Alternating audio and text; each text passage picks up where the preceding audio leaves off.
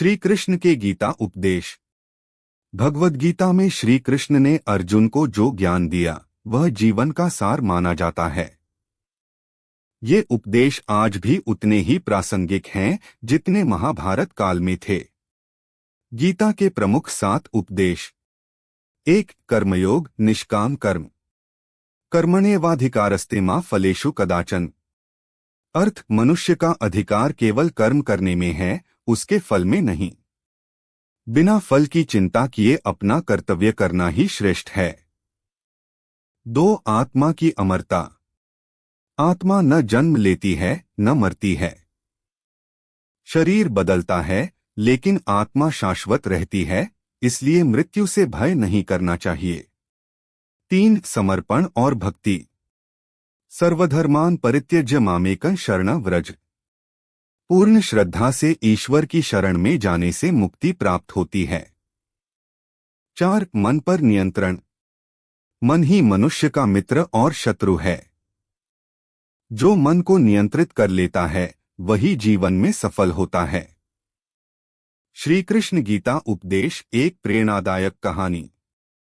श्री कृष्ण और अर्जुन की यह कथा महाभारत के युद्ध भूमि की है, जहां जीवन का सबसे गहरा ज्ञान दिया गया, जिसे हम भगवद गीता के नाम से जानते हैं।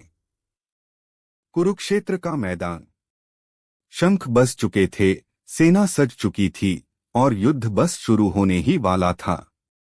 अर्जुन अपने रथ पर खड़े थे, लेकिन जैसे ही उन्होंने सामने अपने ही गुरुओं, रिश्तेदारों और मित्रों को देखा, उनका हृदय कांप उठा।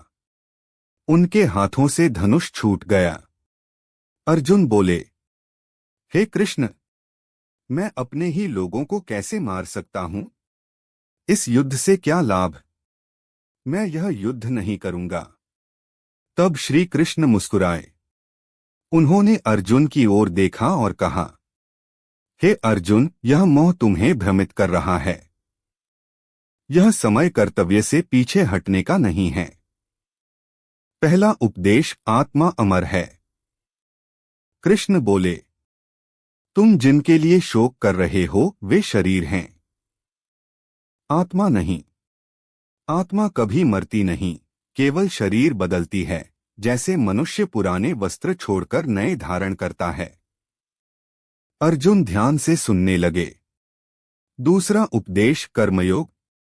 कृष्ण ने कहा, तुम्हारा अधिकार केवल कर्म करने में है, फल में नहीं।